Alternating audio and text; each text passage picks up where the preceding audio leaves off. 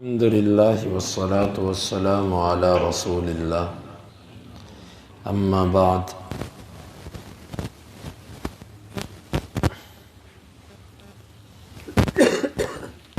اللہ تعالیٰ کی رحمت سے بہت امید ہے کہ کل انشاءاللہ العزیز آپ روزے سے ہوں گے۔ اس سلسلے میں 2 سے 3 باتیں اپنے پاس اچھی طرح عمل کرنے کے لیے یاد کر لیں۔ رات کے وقت جلدی سونا، نماز تراویح ادا کیجئے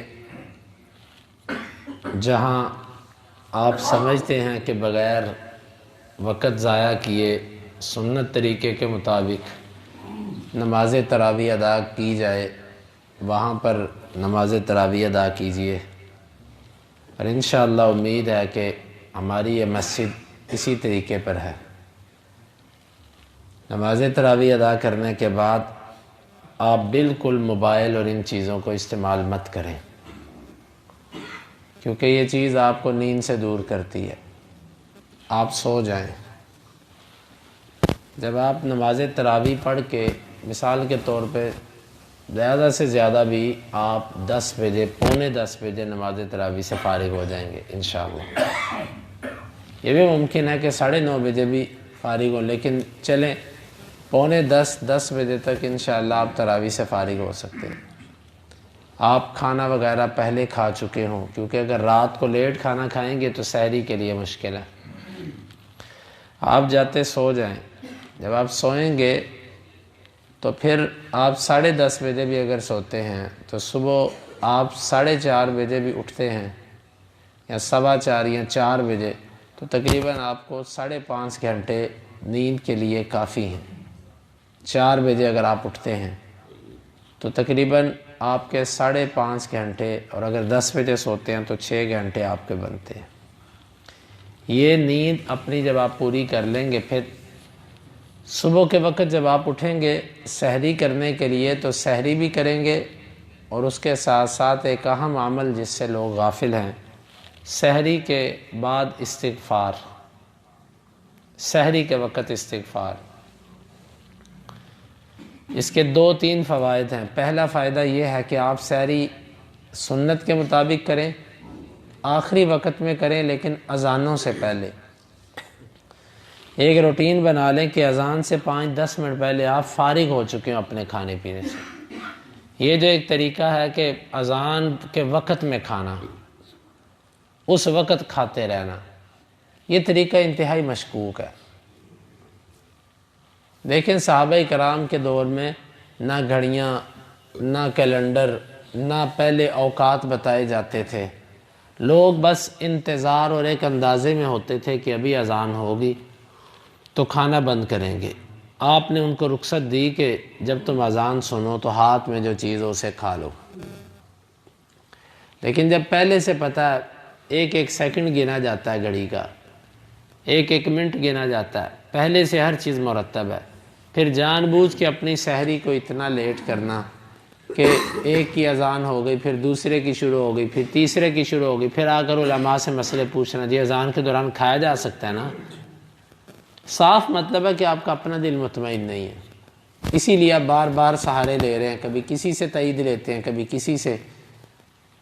آپ اذان سے 5-10 منٹ پہلے سحری سے فارغ ہو جائیں، اور اس کے بعد پھر آپ استغفار، اذان تک استغفار، والمستغفرین بالاسحار، مسجد کی طرف چل پڑے، وضو کر کے استغفار کرتے آئیں۔ بہت ہی اچھا ہو کہ آپ اذان کے وقت مسجد میں پہنچ جائیں، لیکن اگر لیٹ بھی ہیں تو پھر بھی گھر پہ استغفار سحری کے وقت تک کرتے رہیے۔ پھر مسجد میں آتے ہیں، آپ مسجد میں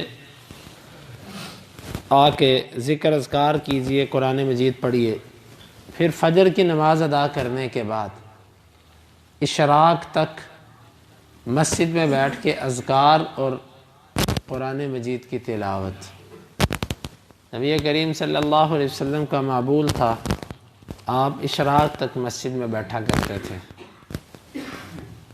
بندہ عام دنوں میں کسی نہ کسی مصروفیت کی وجہ سے بعض دفعہ اس عظیم سنت سے محروم رہتا ہے، لیکن رمضان میں انسان کوشش کرے، اور اگر آپ رات جلدی سوئیں گے تو آپ کو یہ سنت پر عمل کرنا آسان ہوگا۔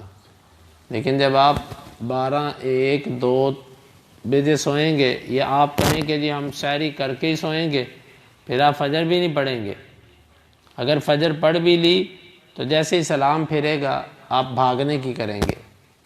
اگر آپ رات جلدی سوئے ہوں گے، آپ مسجد میں بیٹھیں گے، قرآن مجید پڑھتے رہیں گے، ذکر اذکار کریں گے، اگر کوئی واعظ و نصیحت ہے تو اسے سنیں گے، اور پھر آپ اشراق کے بعد جا کے آرام کرنا چاہیں آرام کر لیں، اپنے کام پہ نکلنا چاہیں کام پہ نکل جائیں۔ کوشش یہی ہو کہ کام اپنے جلدی جلدی نپٹا کر آپ زور تک یا اس سے پہلے کاموں سے فارغ ہو جائیں، اگر ایسا کام ہے تو۔ پھر اس کے بعد نمازیں ہیں، ہر نماز باجماعت ادا کرنے کی کوشش کریں۔ رمضان میں ایسا نہ ہو کہ ہم لیٹ پہنچیں، بلکہ ہر نماز پہ کوشش کریں اذان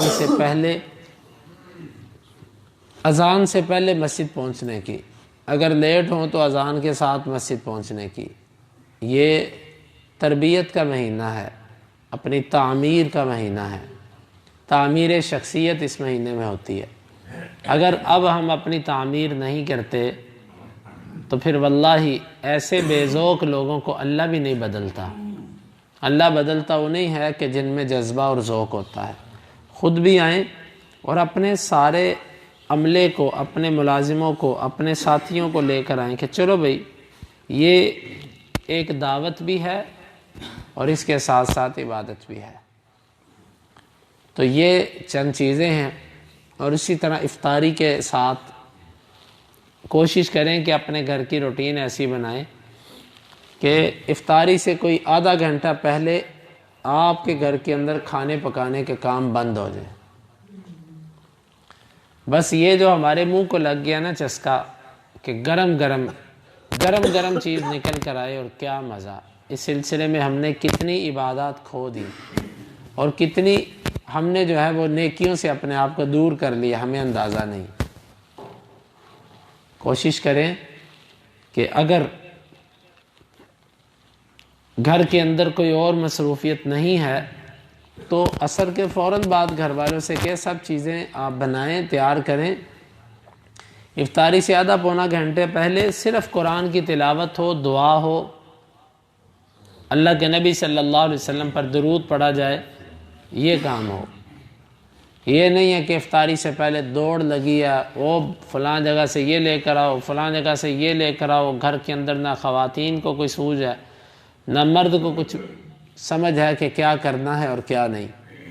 افسوس ہے، ہمیں اپنی سحری اور افطاری کو عبادت کے ساتھ جوڑنا چاہیے۔ ہماری سحری اور افطاری کھانے پینے کے ساتھ جڑی ہے، اور اسی کو ہی ہم اصل مقصد سمجھ بیٹھے ہیں۔ زندگی بھر انسان کھاتا پیتا ہے، اگر 2-4 چیزیں ہمارے دسترخوان پہ نہیں ہوں گی تو اس سے کوئی فرق نہیں پڑتا۔ ہم کوشش یہ کرتے ہیں کہ ہر طرح کی چیز ہمارے دسترخوان پہ ہو، تو اللہ کے بندو افطاری میں بھی اس چیز کو دیکھیں، اور اس کے ساتھ افطاری میں ہلکی چیز لیں۔ اللہ کے نبی صلی اللہ علیہ وسلم کھجور لیتے تھے، کھجور لے، پانی لے، بس کافی ہے۔ اتنی بھاری افطاری کہ ہماری مغرب کی نماز بھی رہ جائے، اور اتنی بھاری افطاری کہ جو معدے پر بھی بوجھ لے کر آئے، اور ایسی افطاری کہ جس کو کرنے کے بعد آپ تراویح کے بعد جا کر کھانا کھائیں 10 بجے، کیونکہ افطاری بڑی بھاری تھی، تو 10، ساڑھے 10 بجے، 11 بجے آپ کھانا کھائیں، تو آپ پھر سحری کے اندر کیا کریں گے، کس طریقے سے آپ سوئیں گے جلدی، اور کس طریقے سے آپ سحری کریں گے، اس چیز کا خیال کیجئے۔ اور اس کے ساتھ ساتھ قرآن مجید کے ساتھ محبت اور قرآن کے لیے وقت نکالیے، قرآن کو سمجھنے کی کوشش کریں، اپنے نفسوں پر تھوڑی سی سختی کیجئے، نفس کے پیچھے مت چلیے بلکہ اس کی اصلاح کیجئے۔ قرآن کی تفسیر اب ہمارا وقت زور سے لے کر نماز مغرب سے آدھا گھنٹہ پہلے، افطاری سے آدھا گھنٹہ پہلے اس کو ختم کیا جائے گا۔ تو آپ ساتھیوں سے گزارش ہے کہ آپ اپنے کام اگر سمیٹ لیتے ہیں ظہر پہ تو قرآن پہ بیٹھ جائیں، قرآن کی تفسیر سنیں۔ ہمارے اس سلسلے میں تقریباً 14 پارے ہونے والے ہیں، باقی ہمارے پاس تقریباً کوئی 15 ساڑھے 15 پارے رہ جائیں گے، آج بھی ہوگا انشاءاللہ سبق۔